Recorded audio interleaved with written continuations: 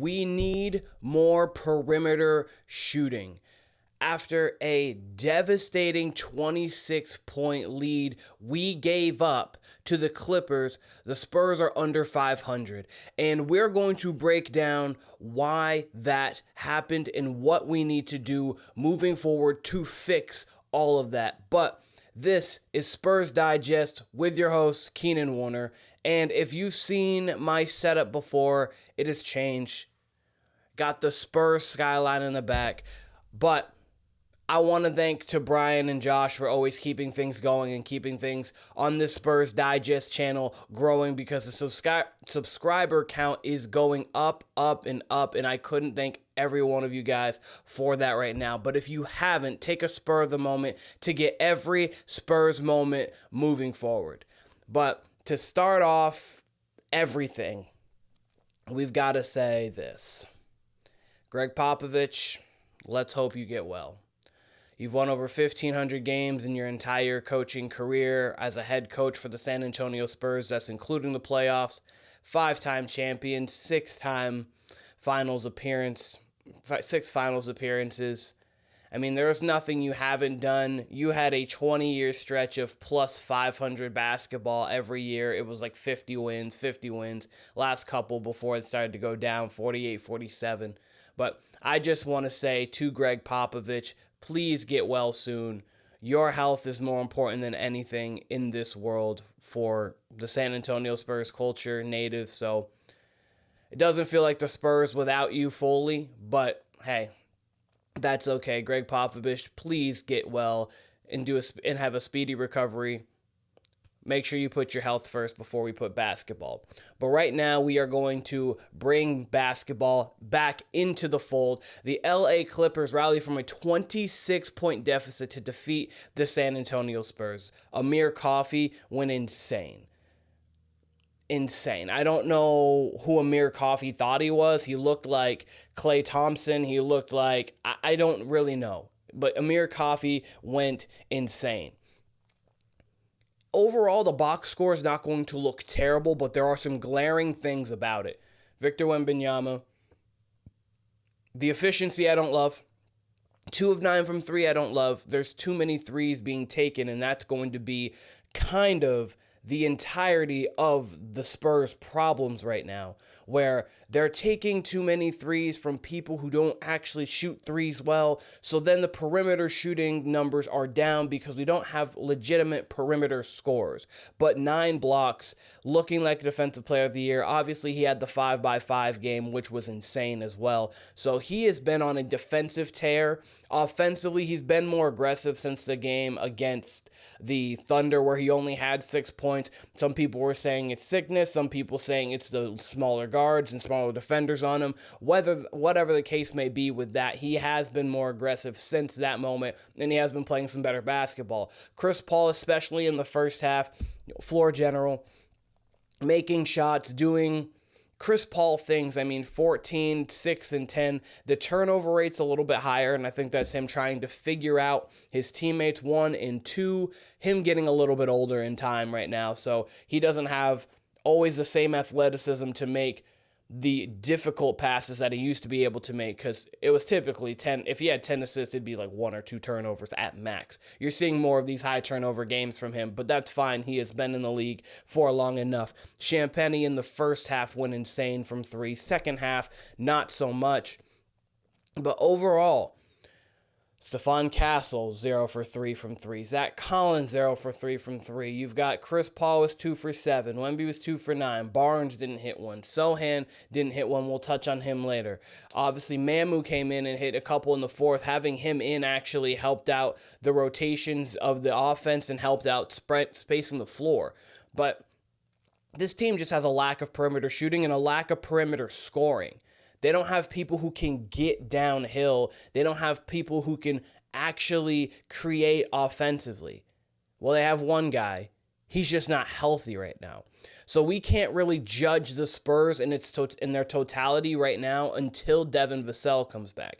We have plenty of time before the trade deadline just in case we want to make a move. We need to make a move, but this team is floating around 500 without Vassell right now. When Vassell comes back, give him a few weeks, get us to about Christmas time on Christmas Day, then we can make real judgments about what the future of this roster is looking like. But right now, this loss just can't happen. This is a terrible loss. Obviously, as I said, Amir Coffey, he went nuts. He had a 34 plus minus, 21 points, 5 of 6 from 3. You had Chris Dunn playing well.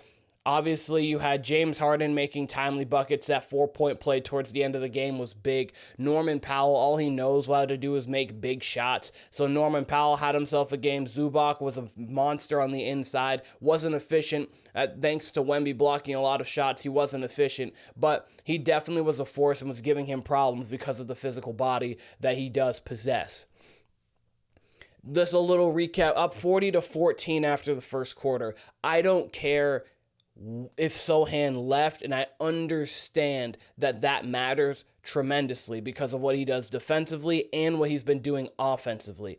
But 26-point lead for an NBA team that's cooking in the first half, that still has a superstar on the roster, that still has a floor general on the roster. I understand Gregg Popovich is not there, but Chris Paul is going to be one of the best people that you can fill in for Gregg Popovich while it's on the floor. So there's no reason why this should have happened or did happen. 16 to 26 in the first, 22 of 60. We know that number very well from last year for the rest of the game. Horrendous. Clippers, 19 of 37 from 3. That's over 50%. And they had 16 offensive rebounds. That's a lack of hustle. That's a lack of boxing out. And that's a lack of wanting it. They wanted it more, which is the problem here. They wanted it more. We got defeated, and then they got on this run, and it was like, okay, we're going to get it. We're going to get it. We tried to battle back when we hit a 3 towards the end. We were trying to get downhill a little bit, make a couple plays, but it was just too little too late after the Clippers got up in the game. 33-9 run, 9-minute span, late third quarter, 31-18 outscoring in the final 12 minutes. Obviously, I wanted to point out Pound the Rock because Mark Barrington, he had a couple takeaways from this that I wanted to touch upon. One was interesting, Michelle Beadle there to help out the telecast. I don't know if you guys obviously were able to watch the game or not watch the game because it was an NBA League Pass game. I did watch it. I actually like Michelle Beadle on it. I like Michelle Beadle. She's been a longtime Spurs fan for a while, so having her on the telecast was actually kind of fun. I think that it's something that if they could try to implement something like that more often, I know that she's doing her own sports things because she's been doing it for a while now. I would like it. I really would. And the other thing that I very much want to touch on is most impressive and frustrating player we've ever seen in Wemby. Like, he does so much where you're like, that dunk was insane. That block was insane. How did he get to that passing lane? How does he recover so well? You never have an open shot with him. Defensively, there's never a question. Then offensively, when he's peaking and when he's great, when the three's falling, when the pump fake's there and he's getting downhill, when he's putting the ball behind his back and showing the guard-like skills he has as a 7'4" guy, it's great. But then it's bad passing. It's just, okay, I'm going to try to do a little too much here. When it's like, okay, let me just make the easy pass. He's like, no, I'm going to try to make the hard pass. He can pass. He is a very good passer for a big man. It's just we don't need it. And then it's just the too many 3-point shots. He doesn't need to take that many. He really should be around the 4 range. 2 of 9, he's not that level of shooter right now. And that's fine. He doesn't have to be. He shouldn't be. He's not that level of shooter. He just needs to be in a position where he doesn't have to take that many threes. And that also has to do with our perimeter scoring. Malachi, he can get hot, he can get cold. Blake can get downhill, but not really a shooter. Stephon Castle doesn't shoot yet. We've got Chris Paul, he can definitely shoot, but you also don't want Chris Paul taking 8 threes a game. We don't need that. Champagnie, great. When he's hot, he's rolling. That's the guy that you want to be able to take shots. You need more than that. Harrison Barnes, you don't want him to take a high volume of shots. None of these guys, you want them to take high volumes of shots. When Vassell comes back, that's a guy that can take high volume. Tre Jones, when he comes back, he can kind of have some cohesion with the second unit. And then Keldon Johnson also he gets downhill, but his shooting ability is not the greatest either. So on the year this year, I kind of wanted to just point out, we've got Wemby at 19 and 10, almost 4 blocks, 1.3 steals, up to 22%. Last time this graphic was out, it was 19%. So he's upgraded. I like how he's playing. He just needs to stay away from so many three-point shots. Joel Embiid had this thing a couple years back before he won MVP. It was Jokic was controlling the entire game, playing phenomenally, and then taking threes when needed. Embiid was falling in love with the fact that he was a three-point shooter, and it's a little bit more understandable for Victor than it is for Embiid, because Embiid is 290, 300 pounds. Like, he can bowl over everybody. Wemby's just 7'4".